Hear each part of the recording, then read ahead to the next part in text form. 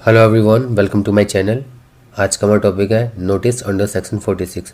GST में काफ़ी लोगों को नोटिस आ रहा है आजकल 46 वाला। तो ये नोटिस क्या होता है, कब आता है, किन किन केसेस में आता है, इस नोटिस से रिलेटेड चीज़ों को आपने फॉलो नहीं किया तो क्या क्या कॉन्सिक्वेंसेस हो सकते हैं, मतलब क्या क्या परिणाम हो सकते हैं, और काफ़ी सारी इंपॉर्टेंट चीज़ें जो इस नोटिस से रिलेटेड है, उन सब पे हम आज डिस्कशन करेंगे इस वीडियो में। लेकिन दो इंपॉर्टेंट चीज़ें हैं जिस पे आपको ध्यान देना है। पहला कि वीडियो को पूरा देखना है क्योंकि हर पॉइंट इंपॉर्टेंट है, और दूसरा, अगर आपने चैनल को सब्सक्राइब नहीं किया तो प्लीज़ सब्सक्राइब कर दें। नाउ हम इस नोटिस का एक ओवरव्यू लेंगे। ये नोटिस किस फॉर्म में आता है? ये जो नोटिस आता है वो आता है GSTR 3A में। इस फॉर्म का नाम है GSTR 3A। अब ये नोटिस क्या है? Notice to return defaulter under section 46। मतलब कोई भी रजिस्टर्ड पर्सन जो रिटर्न से रिलेटेड डिफॉल्ट करता है उसको ये नोटिस आता है। कौन से सेक्शन में? अंडर सेक्शन 46 में। क्यों आता है? For not filing return. अगर ड्यू डेट तक रिटर्न फाइल नहीं करता, फॉर नॉट फाइलिंग रिटर्न, अगर ड्यू डेट तक रिटर्न फाइल नहीं करता तो ये नोटिस आता है। अब जैसे क्लाइंट है तो यहाँ क्या है? नोटिस का रेफरेंस नंबर है, फिर एड्रेस है, उसका नेम है, कौन से मंथ का रिटर्न फाइल नहीं किया उसके रिगार्डिंग ये नोटिस आया है। ये क्या है? कौन से रिटर्न फाइल ना करने पे नोटिस आया है। ये GSTR 3B टाइमली फाइल नहीं किया, मतलब ड्यू डेट तक फाइल नहीं किया तो ये नोटिस आया हुआ है। काफ़ी सारे मतलब मैं आपको ये बताऊंगा कि कौन कौन से रिटर्न फाइल ना करने पे नोटिस आता है, वो आपको भी आगे बताऊंगा। दो चीज़ों पे ध्यान देना है इस नोटिस आने पे। पहला क्या है कि विद इन 15 डेज़ आपको रिप्लाई करना है। ये नोटिस रिसीव होने के 15 दिन में आपको रिप्लाई करना है। क्या रिप्लाई मतलब क्या है? रिटर्न फाइल करना है। अगर नहीं कर तो you may be assessed under section 62। Section 62 क्या होता है? होता है best judgement assessment. Best judgement assessment में क्या होता है? आपसे रिलेटेड जो भी इंफॉर्मेशन डिपार्टमेंट के पास है उस इंफॉर्मेशन से वो पेनल्टी, लेट फ़ी और सारी चीज़ें कैलकुलेट करके आपको एक ऑर्डर इशू कर देगा। तो ये नोटिस का हमने ओवरव्यू ले लिया कि नोटिस क्या होता है, किस फॉर्म में आता है, यहाँ पे रेफरेंस नंबर होता है, फिर किस मंथ की रिटर्न आपने फाइल नहीं करी उसका डेट होता है, मतलब मंथ का लिखा होता है। देन क्या है? कौन सी रिटर्न फाइल नहीं करी, तो इस क्लाइंट ने क्या किया? GSTR 3B फाइल नहीं किया इसलिए आया। ठीक है। और सबसे इंपॉर्टेंट, नोटिस रिसीव होने के 15 डेज़ में आपको अप्लाई करना होता है, मतलब रिटर्न फाइल करना पड़ता है। अब हम देखते हैं नोटिस कौन कौन से रिटर्न फाइल करने पे आता है। पहला, पीरियोडिक रिटर्न अगर आप टाइमली फाइल नहीं करते, मतलब टाइमली मीन्स ड्यू डेट तक फाइल नहीं करते तो ये आता है। एनुअल रिटर्न आप फाइल नहीं करते ड्यू डेट तक तब आता है। फाइनल रिटर्न की जो ड्यू डेट है आप फाइल नहीं करते ड्यू डेट तक तब आता है। तो एनुअल पीरियोडिक रिटर्न्स क्या होते हैं? जो मंथली क्वार्टरली बेसिस पे फाइल किया जाता है, जैसे GSTR 3B जो मंथली बेसिस पे होता है, GSTR 4, GSTR 5, GSTR 7, GSTR 8। GSTR 4 क्या होता है? कंपोजिट डीलर्स फाइल करते हैं GSTR 4। GSTR 7 क्या है? GSTR 7 है TDS रिटर्न। GSTR 8 क्या है? TCS return. ठीक है।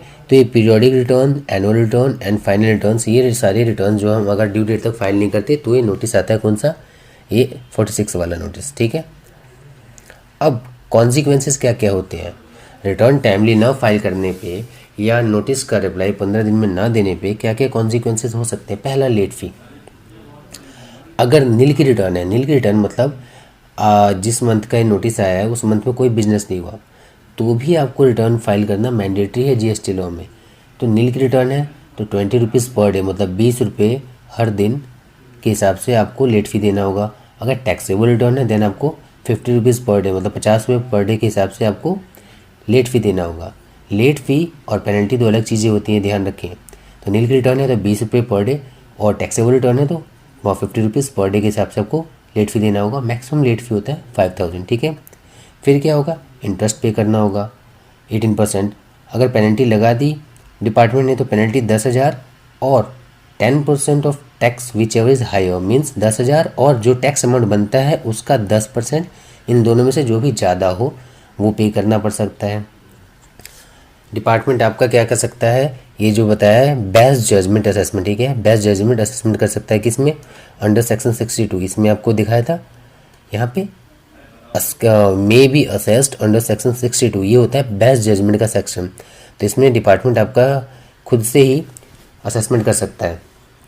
जो भी इंफॉर्मेशन उसके पास अवेलेबल है आधा अधूरा उन सबको यूज़ करके वो आपका असेसमेंट कर सकता है। काफ़ी लोगों को ये नहीं पता कि अगर आप रिटर्न टाइमली फाइल नहीं करते, मतलब ये जो इसका नोटिस का रिप्लाई नहीं करते विद इन 15 डेज़, तो आपका जो ई-वे बिल का पोर्टल है उस पर आपको ब्लॉक किया जा सकता है। आप ई-वे बिल रेज नहीं कर सकते।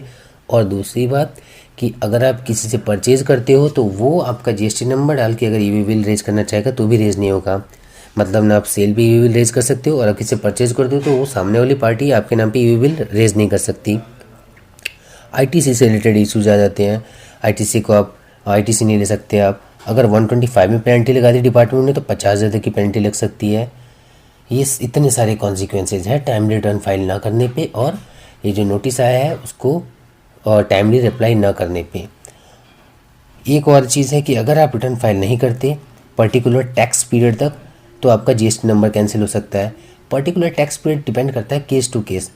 जैसे अगर आप नॉर्मल रजिस्टर्ड पर्सन है तो क्या होगा, कॉन्टीन्यूस 6 रिटर्न आप फाइल नहीं करते तो आपका जीएसटी नंबर कैंसिल हो जाएगा। अगर आप क्या है कंपोजिट डीलर हैं तो 3 साल तक रिटर्न फाइल नहीं करते तो आपका जीएसटी नंबर कैंसिल हो सकता है। ठीक है, तो रिटर्न टाइमली ना फाइल करने पे, नोटिस का टाइमली रिप्लाई ना करने पे इतने सारे कॉन्सिक्वेंसेज हैं। तो सबसे अच्छा है कि पहले तो रिटर्न आप टाइमली फाइल करें, और रिटर्न टाइमली नहीं फाइल कर पाए किसी रीज़न से तो 15 दिन का डिपार्टमेंट टाइम देता है आपको नोटिस आने के, उसमें आप रिटर्न फाइल कर दें। और एक मिसअंडरस्टैंडिंग जो मार्केट में चल रही है काफ़ी सारे लोगों को कि अगर डिपार्टमेंट क्या होता है, कई लोगों का डिपार्टमेंट ने पिछले साल और इस साल भी काफ़ी लोगों का सुओ मोटो बेसिस पे या रिटर्न टाइमली फाइल ना करने की बेसिस पे और जीएसटी नंबर कैंसिल कर दिया है।